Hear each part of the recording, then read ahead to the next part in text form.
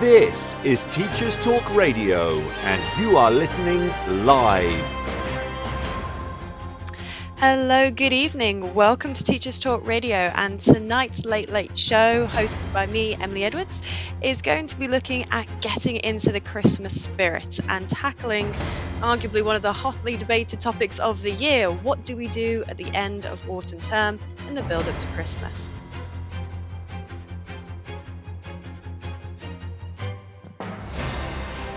This is Teachers Talk Radio, and you are listening live. Tune in live at ttradio.org, or to join in the conversation, download the Podbean app and search Teachers Talk Radio. Follow the hashtag TTRadio. Tune in, talk it out with Teachers Talk Radio.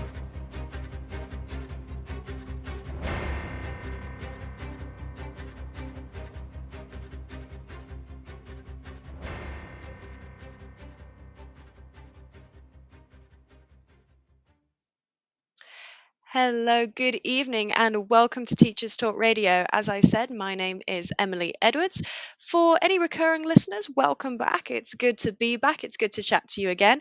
And if this is your first time with me tonight, here's a little bit about my background in education.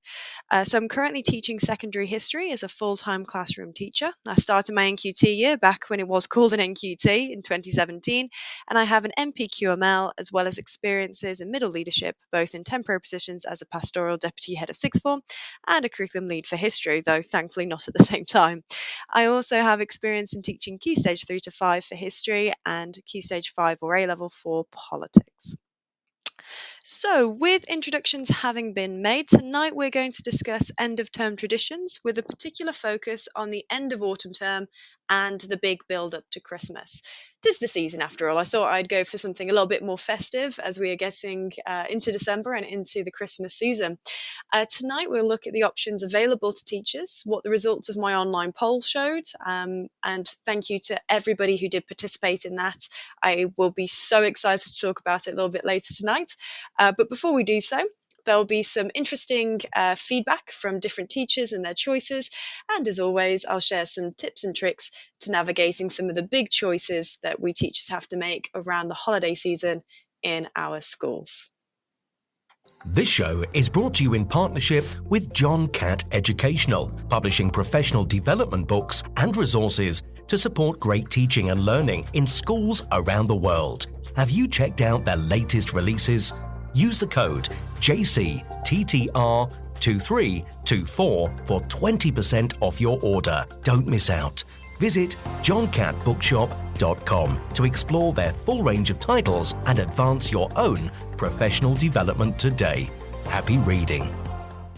In today's educational environment, students and teachers are juggling a mix of face-to-face, online and blended learning courses. Canvas by Instructure helps teachers navigate these diverse learning experiences with a user-friendly virtual learning environment that offers flexible access to courses and a consistent learning experience, all while streamlining everyday teaching processes. The world's best schools and universities are using Canvas to create dynamic courses, collaborate seamlessly, and access actionable data that drives student success. On the 24th to the 26th of January 2024, Bet UK is back, and even better for educators. New for 2024, Table Talks empowers educators to collaborate openly and connect deeply with like-minded individuals in the education space, as well as tech user labs, the brilliant new tutorials and working groups at Bet, where technology users will learn how to get more out of their institution's tech from the top education technology experts in the world. Whatever your goal, you'll find it at Bet 2024. Educators go free. Get your tickets today at www.uk.betshow.com/visitor-registration. This is Teachers Talk Radio, and this is Teachers Talk Radio News.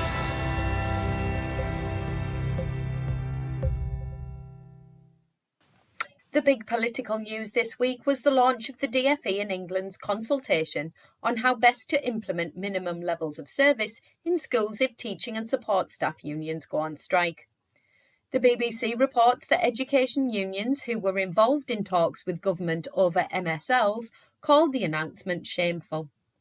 One of the two options being put forward is to guarantee that vulnerable children, those due to take exams, children of critical workers and all primary school pupils can go into school on strike days.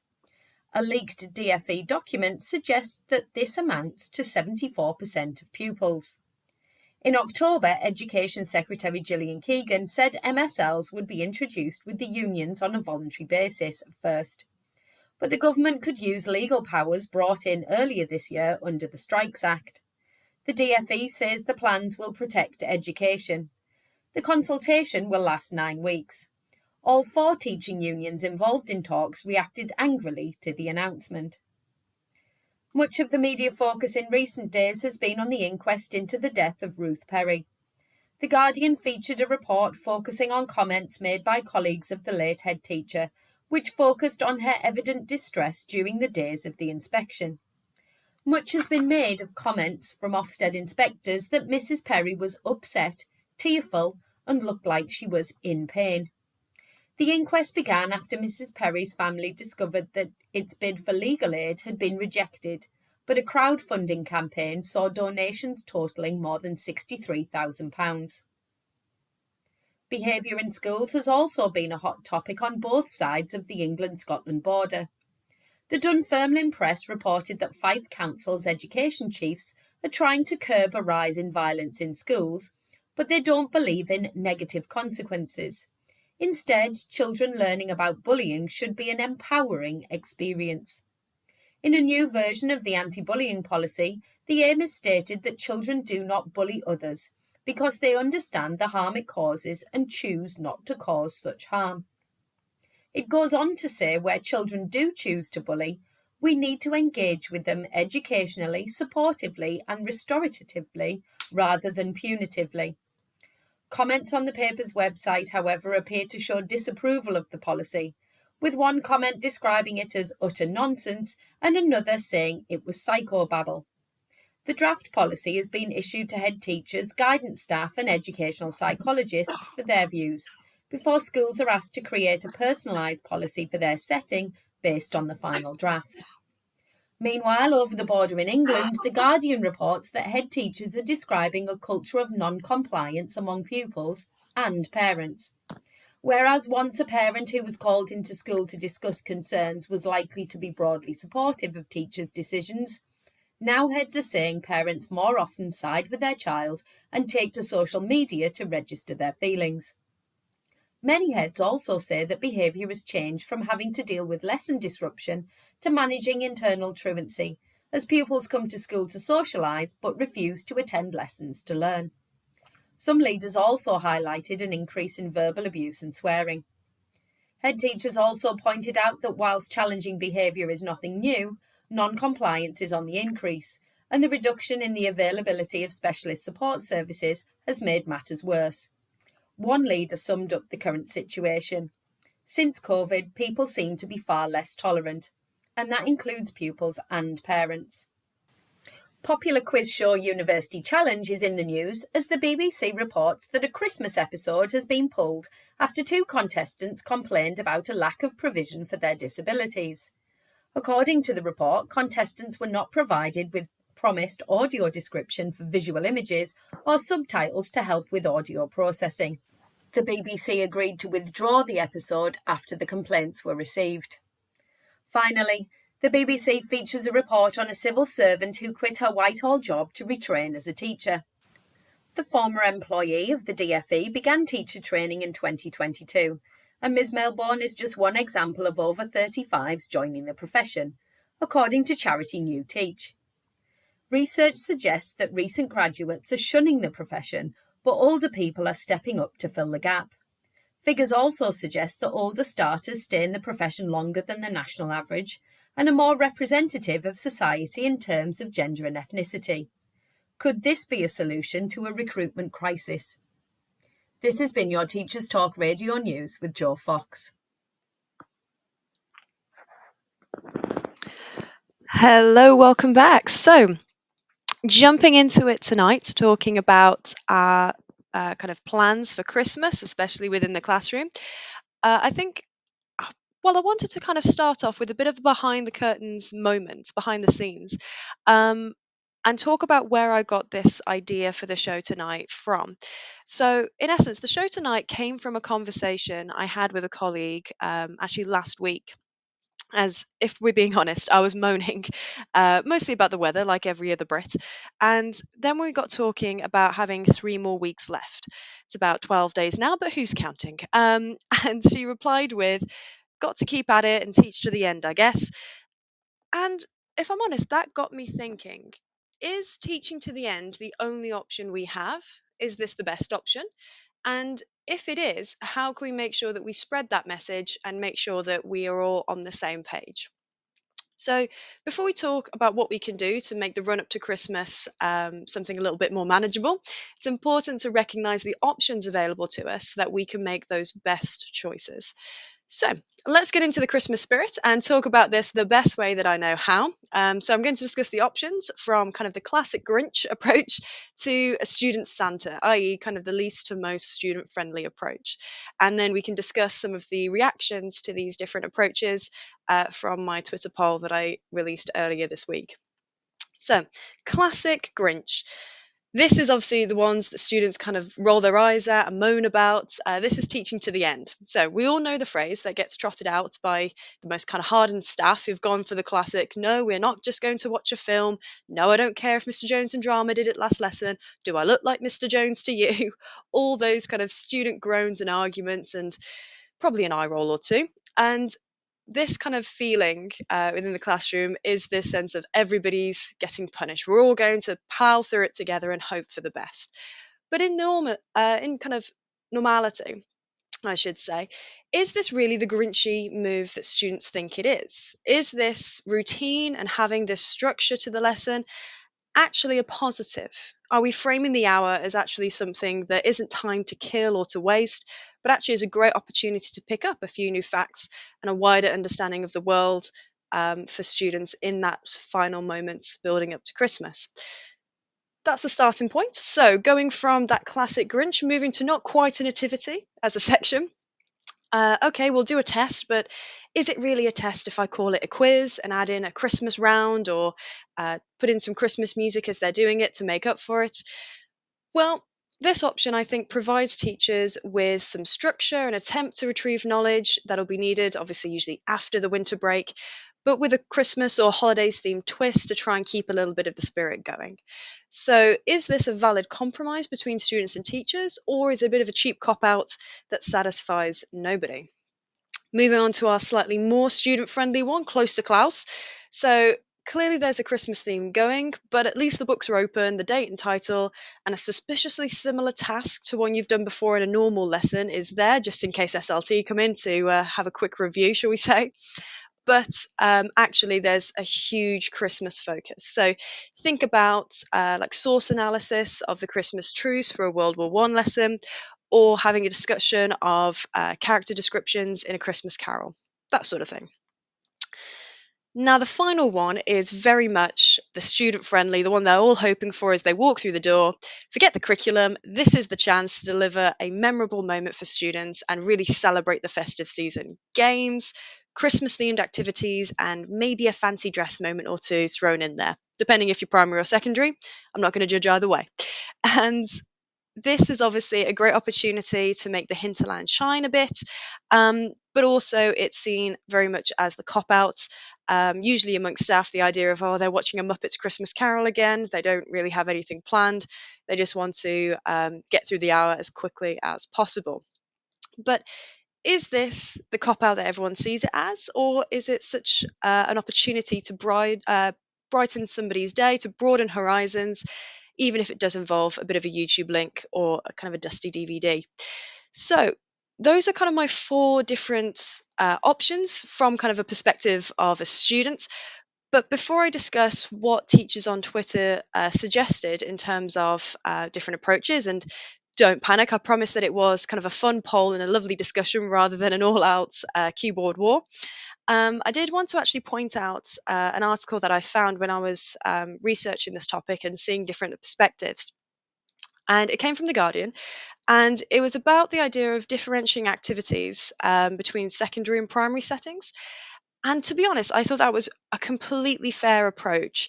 And I will apologize in advance if the show seems a bit secondary focused rather than a balance between, the primary and secondary settings. But the idea was obviously to focus on what I knew, and obviously what I know is secondary. So if you do have any primary setting examples that you want to throw in, please feel free to add them to the chat. It'd be lovely to hear from you.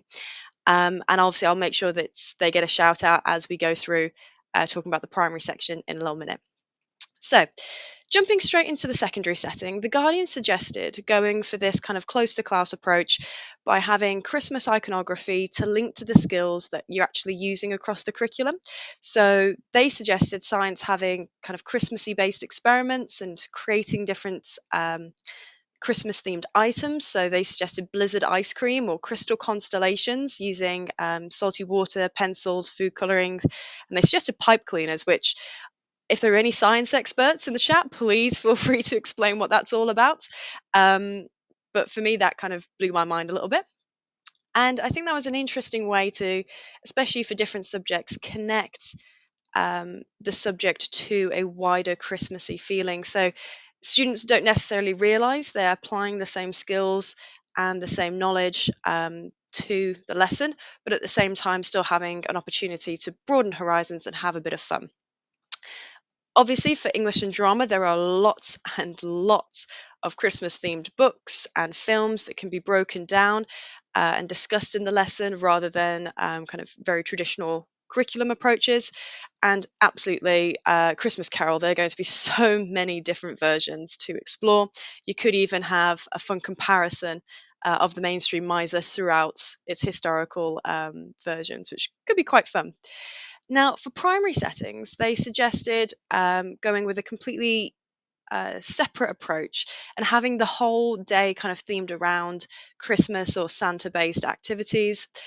So they suggested things like a vocabulary building exercise on Christmas items or clothing.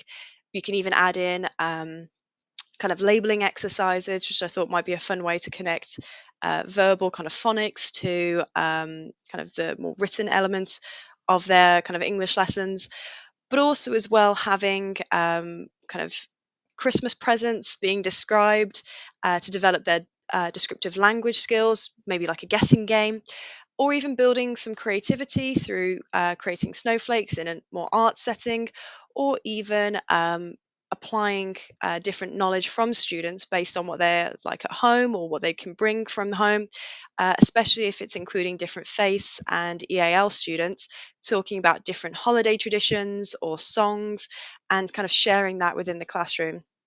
Could be a really fun way to connect different people and the different experiences that we might have in our classrooms. So that's what The Guardian suggested, and I thought that was quite interesting as a mainstream media approach. Was relatively quite thoughtful and did kind of expand my mind a bit as to what we could include. But ultimately, is that what we're doing in our classrooms? Does that actually reflect the choices that we're making? So, if you missed it, I set up a poll on Twitter or X or whatever it's going by these days that resulted in an absolutely amazing 533 votes. And I'm not just saying that to kind of brag, a little bit brag, but it's more so to kind of show how wide reaching this poll was and how many fantastic responses we got, which means then obviously we can explore those different responses from different teachers, different settings all across the country. And what's kind of amazed me when I kind of put the options out, I tried to pick what I thought would be the most popular. So I had a list of options of what do you do building up in the last lessons to the Christmas holidays. Do you teach to the end? Do you do Christmas quiz or games? Do you watch a documentary or a Christmas film? And I also had kind of an other category just in case I missed anything. And what really surprised me was that only about 16% of voters said they just put on a documentary or a film. And I think arguably, if you asked the general public what they thought we did at the end of the term, the up figure would absolutely be a lot higher than 16%. So, what took the number one spot? What was the most common response? Well, interestingly enough, teaching until the end came out with about 51% of votes, which I thought was incredibly high and much more significant in terms of support that I thought it would get. And the next highest score was about 30% of votes for Christmas quizzes or Christmas themed games. So that raised another question for me. What would lead to such a consensus? Well, having read through some of the comments, I thought there were some really insightful kind of gems for the traditionally kind of Scrooge approach, that's kind of Grinchy style that students usually refer to it as, of teaching until the end. So just to read out a couple of comments, and feel free obviously in the chat to share what you think about them or to build on it or to challenge some of these. Love to hear your opinions. So one user at David Voicey said that I did the classic fun stuff on the last day when I first started teaching, and it was always a disaster. With time pressures now, especially, and in retrospect, every minute is worth spending teaching good history. That should be fun enough. And I think this quote really struck me, as I think we've all had a year when we've kind of felt like we've caved to the pressure of what we thought might be the easier option and wound up spending more time in those lessons dealing with poor behavior or students not handling being out of routine, and the issue of trying to appease different groups with the idea of a fun lesson having a wildly different definition depending on which students you asked. And so you can't really win, especially with a secondary setting of 30 students in a room, trying to find something they'll all love about the topic and having it link ideally to Christmas. So why not show students that our subject is important by prioritizing it, by making it a really important part of their day? We're not just going to skip it. It's not a placeholder whilst we think of something more fun. This is important, this is interesting, and we love this as our specialisms kind of dictate. We didn't go into this to bore people. We genuinely thought our subject, our experiences would be obviously really fun with this topic. And so why should we have to apologize by kind of hiding it for something that we think might be more fun for students?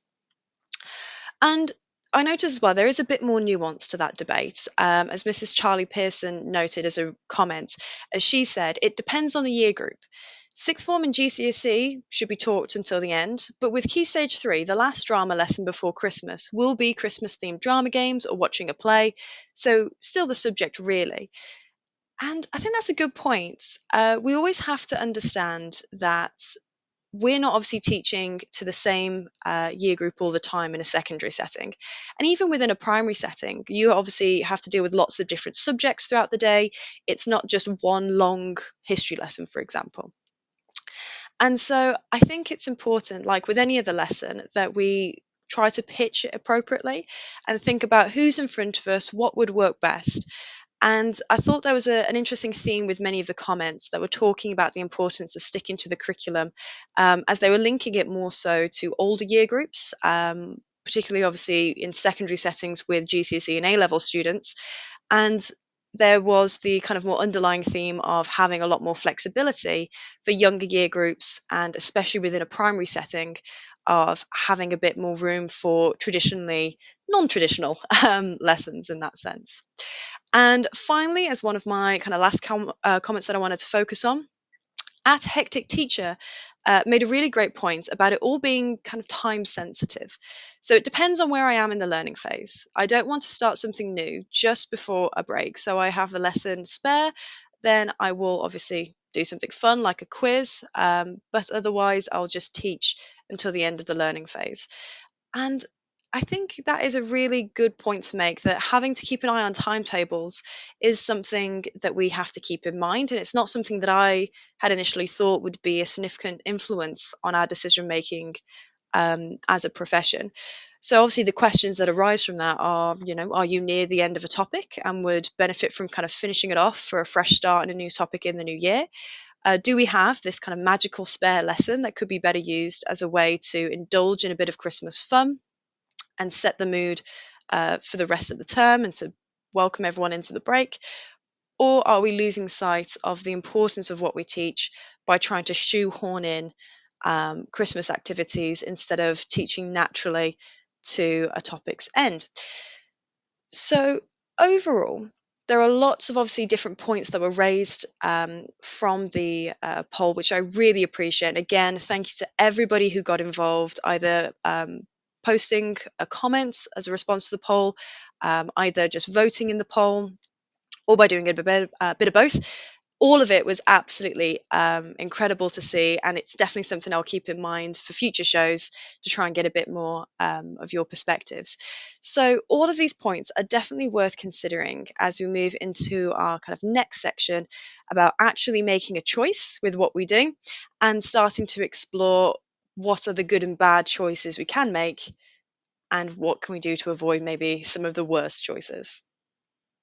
This show is brought to you in partnership with John Catt Educational, publishing professional development books and resources to support great teaching and learning in schools around the world. Have you checked out their latest releases? Use the code JCTTR2324 for 20% off your order. Don't miss out. Visit johncattbookshop.com to explore their full range of titles and advance your own professional development today. Happy reading. In today's educational environment, students and teachers are juggling a mix of face-to-face, online and blended learning courses. Canvas by Instructure helps teachers navigate these diverse learning experiences with a user-friendly virtual learning environment that offers flexible access to courses and a consistent learning experience, all while streamlining everyday teaching processes. The world's best schools and universities are using Canvas to create dynamic courses, collaborate seamlessly, and access actionable data that drives student success. On the 24th to the 26th of January 2024, Bet UK is back, and even better for educators. New for 2024, Table Talks empowers educators to collaborate openly and connect deeply with like-minded individuals in the education space, as well as tech user labs, the brilliant new tutorials and working groups at BET, where technology users will learn how to get more out of their institution's tech from the top education technology experts in the world. Whatever your goal, you'll find it at BET 2024. Educators go free. Get your tickets today at www.uk.betshow.com/visitor-registration.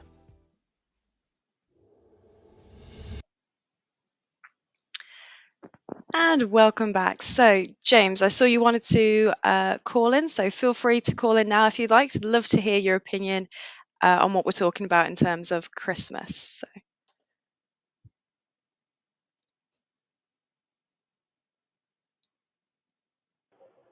Hello? Hello, James. It's good to have you. What would you like to say?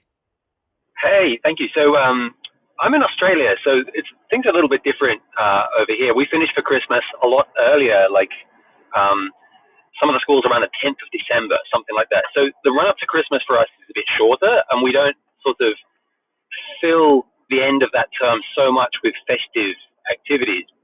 But one thing we do here, which I actually like, which I didn't hear you mention, is we do a thing called Step Up. So the students actually move up to the next year level before Christmas, and because our academic year changes in January, so they move up to the next level, and that sort of downtime after exams at the end of the year, they're spending sometimes 1, 2, or even 3 weeks in the new year level with their new teacher, and they'll learn just enough content, I suppose. This is all year levels, from all the way middle and senior school. They'll go home in the summer holiday then, which is Christmas, again, very different. But they'll go home for the summer holiday, the Christmas holiday, with reading and, with enough knowledge to be able to do the summer holiday homework, which I think maybe is not going to work exactly in the UK for several reasons. But that's something we do here, this kind of step up so that they can do project work over the summer. Yeah, so is it the sort of thing that they kind of prepare for the next year before obviously Yeah. jumping into it? So they've had a bit of a Well, run they start through learning. first. Yeah, oh, Yeah, that's they really properly interesting. start learning. Like, we'll pick a topic. So it depends on how many weeks the school chooses to dedicate to this. Yeah. One of my schools was three and a half weeks between exams finishing and then the end of term. So that 3.5 weeks, each department would choose like which topic fits that amount of time. And it Hmm. might be that we do chapter 4 or chapter 7, but we just pick something that they can learn, grasp, and then use that as the theme of their holiday homework. And it kind of boosts the quality of the summer as well, because it's a very long Yeah. break here. It's 8 or 9 weeks. It's very long. Oh, wow. Yeah. So over that time, they're actually learning rather than yeah. Mm. Oh, that's really interesting. Yeah. So, I mean, potentially for a UK kind of setting, taking that approach of preparing for the next year, making the most of the time, rather than having it filled with kind of Christmas activities that people could Yeah, potentially do at home, maybe have that as, yeah, yeah, here's what we're looking into, after Christmas, this is the next topic, or absolutely if people are kind of starting to think about, I know for currently year 9 in our secondary setting, they're talking about GCSE options and their next yeah, topics that they want to kind of focus on, the subjects. That might be a really interesting kind of window to give students of this is what we will be doing, rather than, like you say, just kind of keeping the time as dead space, making it a really kind of useful tool for both students and staff to kind of yeah. get used to each other as they prepare for the next year. Oh, fantastic. That's really interesting. Thank you. Thank you. Thank you very much. See, that's, I think, really quite interesting about hearing lots of different experiences and different backgrounds, is that we get to have this kind of wider discussion over what's best to do. And absolutely, depending on obviously the students in front of us, we can have very different experiences of what we're doing day in and day out. But that is absolutely brilliant. So, um, what I will do there, I'll thank you very much for calling. If there are any other comments, obviously feel free to throw them into the chat, or feel free to um, jump on in. So, what I'll do, I'll leave it there because I'm not entirely sure how to get the connection there. But thanks very much, James. So, with that being said, I think that's a really lovely segue into talking about stereotypically kind of the good or bad choices. What's the best choice? How do we make sure that we're doing the best for our students? And ultimately, I think this is a very kind of loaded question, and talking about what we think is best, absolutely, as we've seen, depends entirely on the context. And since there's not kind of a nice one size fits all narrative, I think it can be a more productive conversation to talk about kind of the pros and cons of doing either kind of Christmas activities in school or going completely with curriculum. So, in traditional Emily Edwards fashion, I've got a bit of a list ready to go. It wouldn't be, I think, a Teachers Talk radio show with me without a list. So, here are my go to arguments for doing activities based around Christmas in schools, and then I'll look at some of the negatives. So, first things first, the festive spirit. I think Christmas activities create a really joyful and festive atmosphere in schools, and can really create this positive and inclusive spirits amongst students and staff. And it can be a really lovely time of year and a great opportunity to end the term on a positive, especially after obviously the long winter term, especially in the UK with the weather being as is. And I promise I won't go into another rant about the weather tonight. But I know in my current school setting, we have a really lovely assembly that kind of connects students to all the successes we've had throughout the year, promoting obviously students getting it right and who've done incredible things both within and outside of school. And that creates such a lovely buzz around school, especially on the last day, as students kind of looking forward to it and they know that that's the last thing we're going to do before they get to leave early on the day. And I think that really helps to boost the atmosphere in schools. We also have the point about that it can celebrate diversity, and the idea of incorporating various cultural and kind of religious celebrations during the holiday season can really help students to understand different traditions, and the school can really promote the natural diversity that it has in their school. And this is also a great opportunity for citizenship, religious studies, or general kind of PSHE, into a student's day-to-day life without it feeling forced or unnatural. It's a great opportunity to connect students together with these wider discussions and wider conversations. My third point is that it can build community. We've talked about kind of having that festive spirit, but particularly in terms of providing an opportunity for students, teachers, and general staff, whether they're in the classroom or not, to kind of come together and discuss about what they're doing over the festive period, about different holidays. And I think one of the things that I do enjoy as well about the assembly, as a bit of an extra memory cropping to mind, is that we do the 12 Days of Christmas song, and different year groups, different tutor groups will have different parts of the song to sing. And whilst it is absolute carnage, as the loud lads usually realise they can get away with being as loud as they want without any consequences, um, it does create a really fun community kind of spirit, as especially like tutor groups bonding together and going, right, we're going to belt it for this line, and really connect together with this song. And it's just, as I say, a really fun way to really show the school community and the collectiveness within the school. It also can provide some educational value. Christmas themed lessons and activities can have educational benefits. They don't just have to be seen as filler or a distraction from the curriculum, and you can incorporate lots of different elements from different subjects, especially history, English, drama, music, art, language. And I've already mentioned using the Christmas truce to kind of explore um, really complex topics of, for example, the momentary kind of humanity during the inhumane experiences of World War One.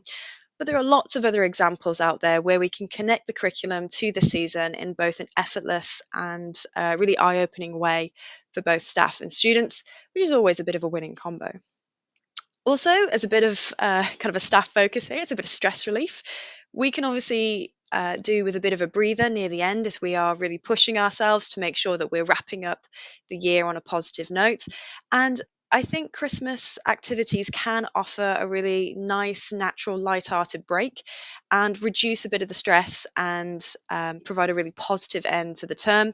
And who doesn't love a good staff panto, especially if you're not the one getting involved in said staff panto and you get to join in with the kids of who's behind you and all those fun chants. Um, Creativity and expression is on my number 6.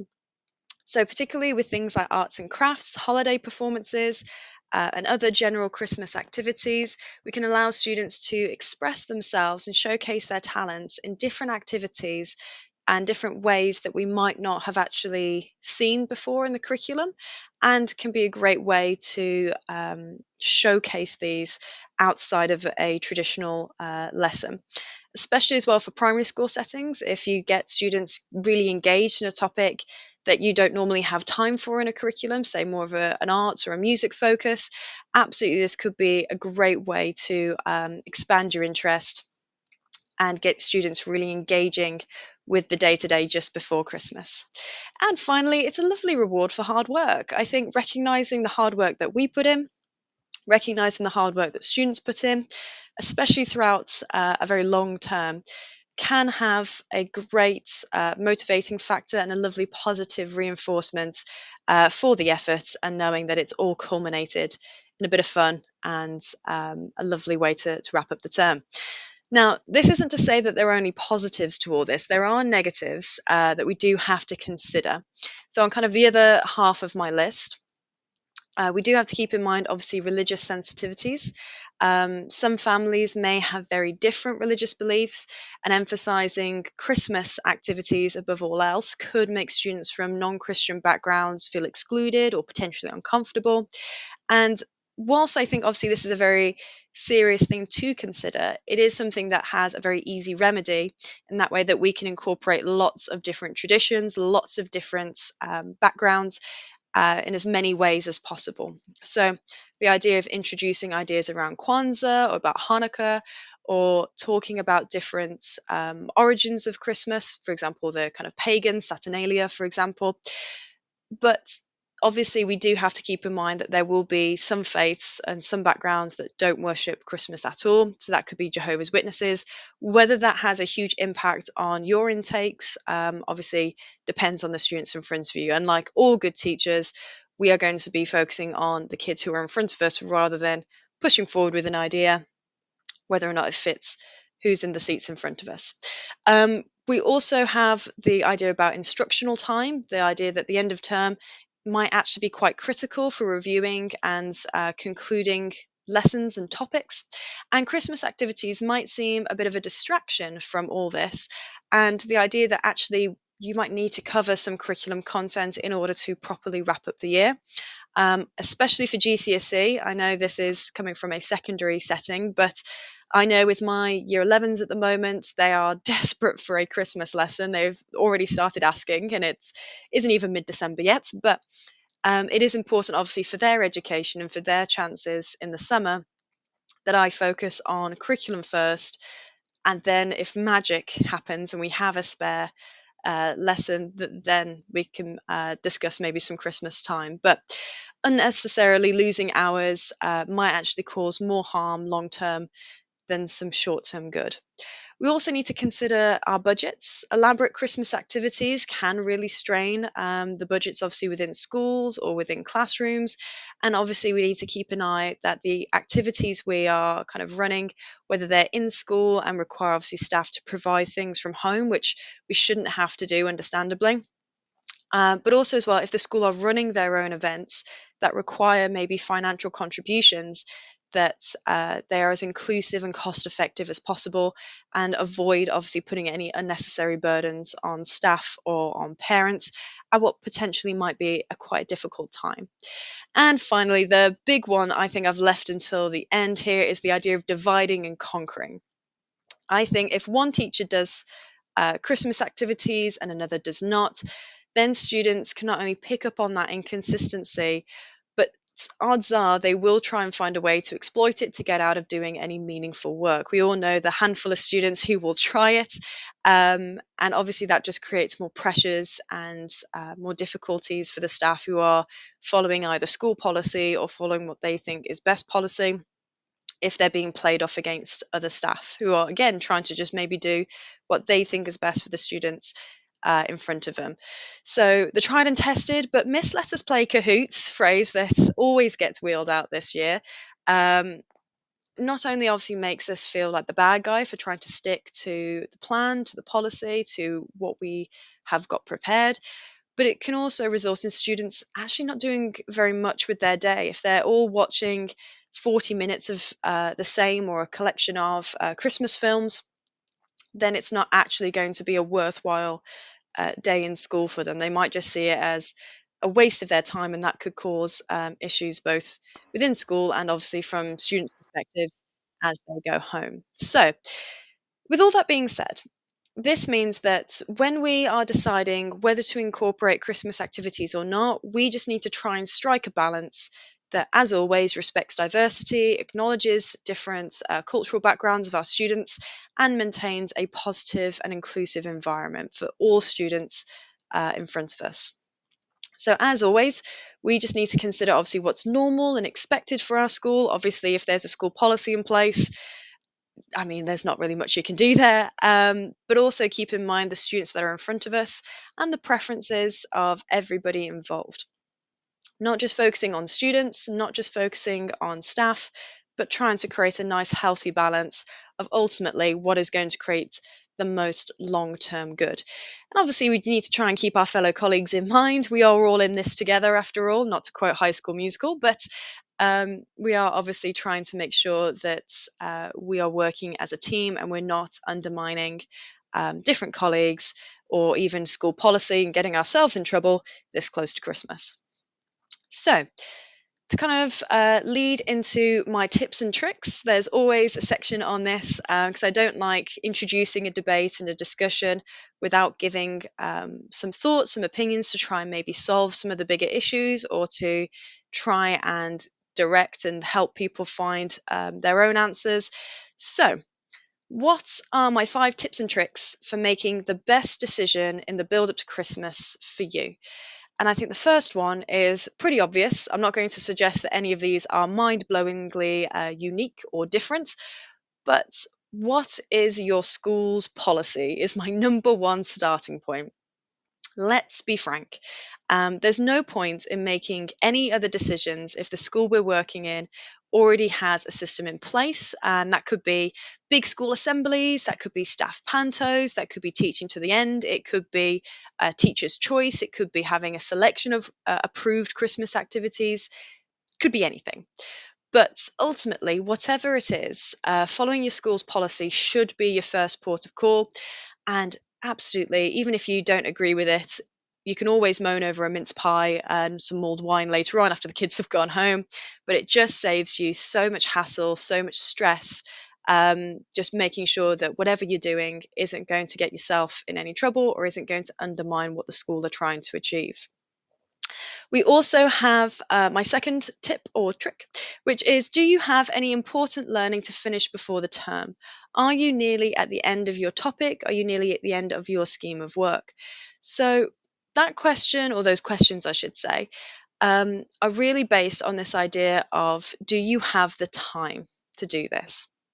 So all these things need to be kept in mind, and like many things that we talk about, this can obviously differ depending on your setting. With secondary, it depends on the year group you're teaching.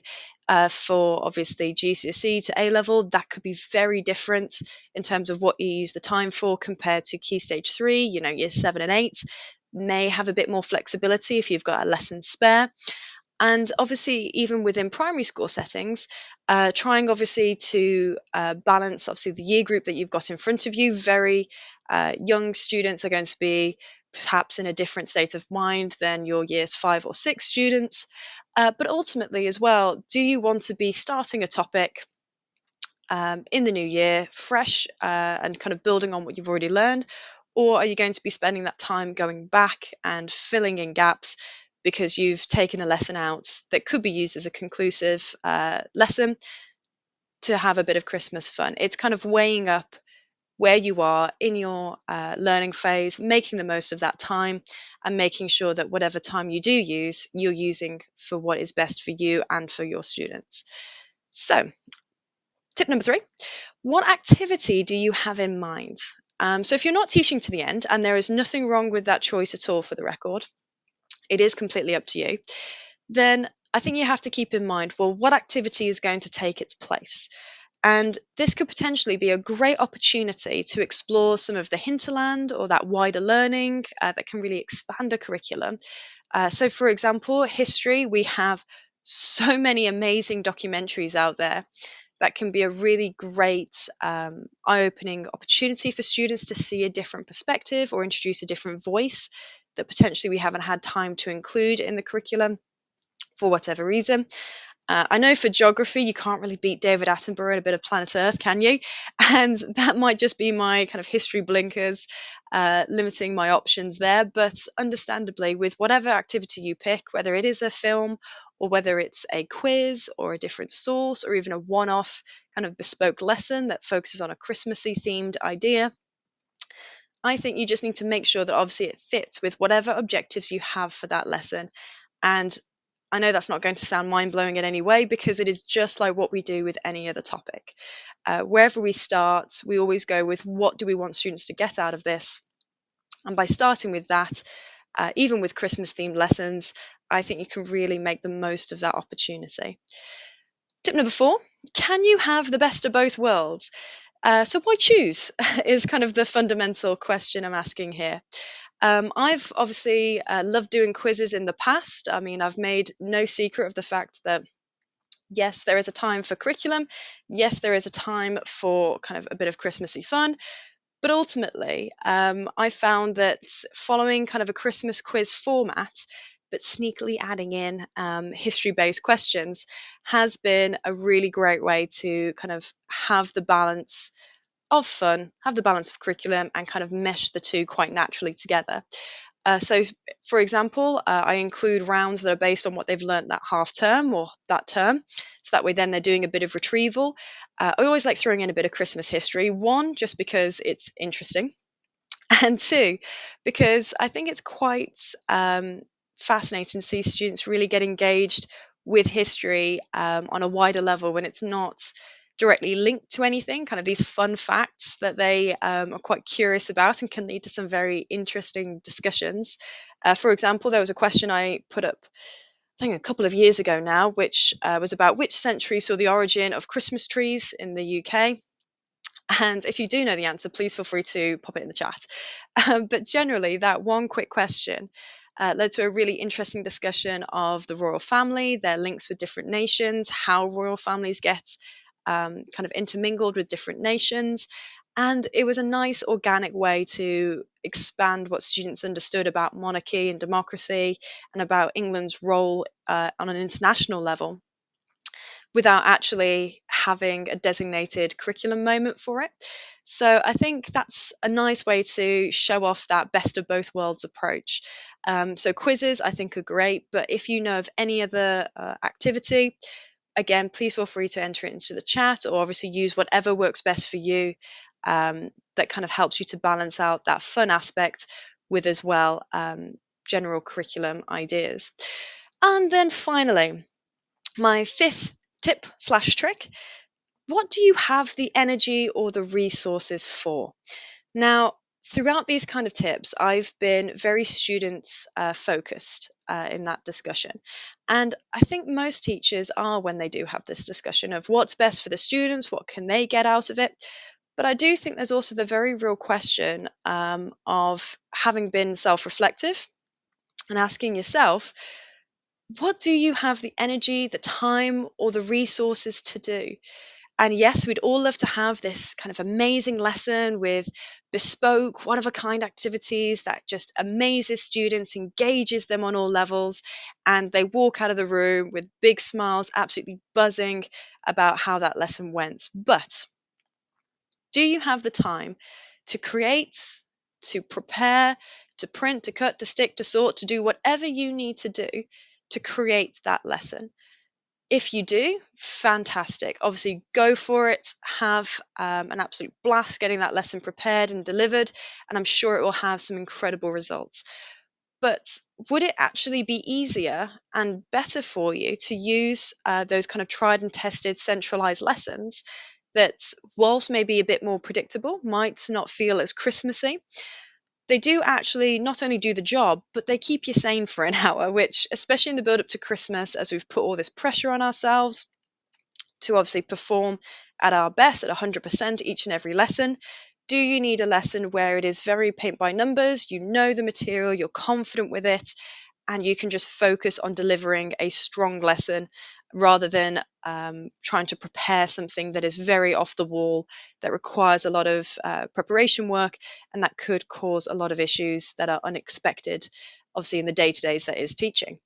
Now, there have been many times when I've had to force myself to kind of abandon an ambitious lesson plan and take a back seat, focus on the reality of the situation, and reevaluate my expectations, which actually has been a great way to ensure that the most valuable parts of the lesson, which is obviously myself as the teacher, the expert, and obviously you as the teachers, as the experts, that we're all operating at 100%.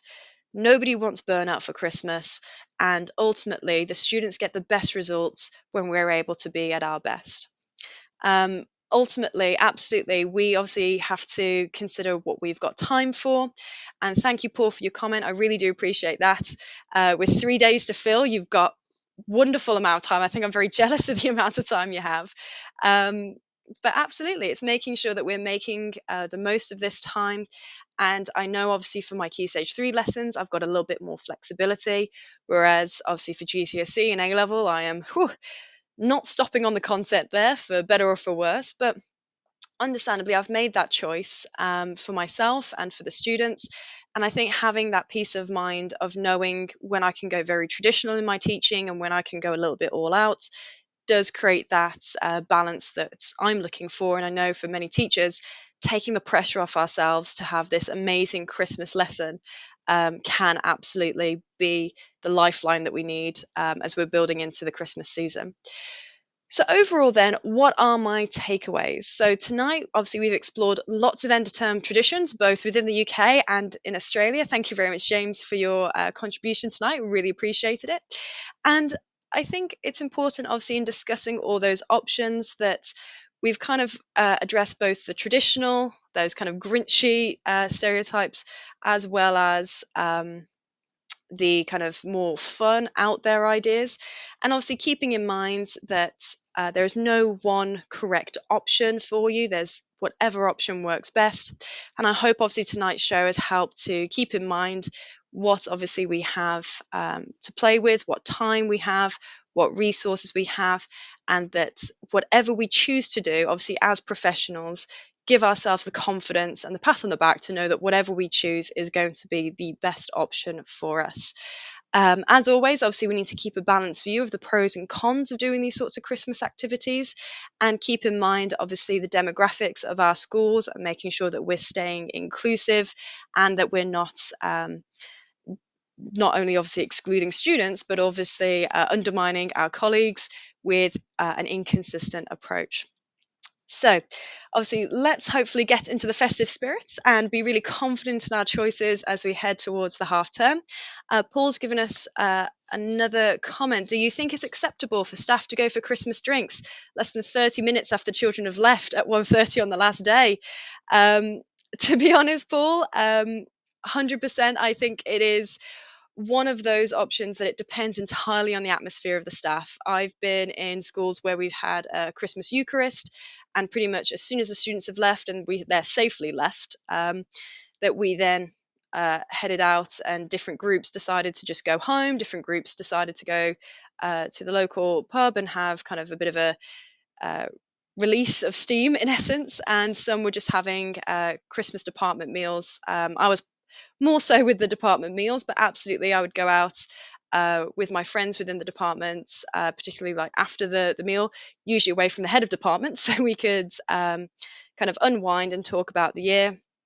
But absolutely, it's whatever works best for the teachers. And I think having those traditions, both within school and outside of school, is a lovely way to kind of focus on the big things, which is it's Christmas. We're here to have a bit of fun. And ultimately, those routines that we put in place, those traditions we have in place, are not just for students, but also a lovely way to build that community as staff. So don't worry, Paul, I'm sure it won't just be you in the pub. There'll be a fair amount of people across the country who I'm sure will be doing the same thing as soon as the students have safely gone home and enjoying their Christmas holidays. So with that being said, obviously, thank you so much, obviously, for tuning in this week and for listening to my show again. I really do appreciate people tuning in and getting involved. It makes these shows a lot more exciting, and I do appreciate having that conversation with you all. So, I mean, I'll say it again, I was blown away by the fantastic response on Twitter. And tonight it's been a lot of fun talking to Paul and James about different experiences, and it's been incredibly insightful reading or hearing your comments. So please do keep them coming when I do kind of introduce new topics via either Twitter or on other social medias. It would be great to see you in future shows. Take care of yourselves in the meantime, and I will see you next time. Thanks very much, ladies and gents. You've been listening to Teachers Talk Radio. Tune in live and listen back at ttradio.org. We look forward to hearing from you next time on Teachers Talk Radio.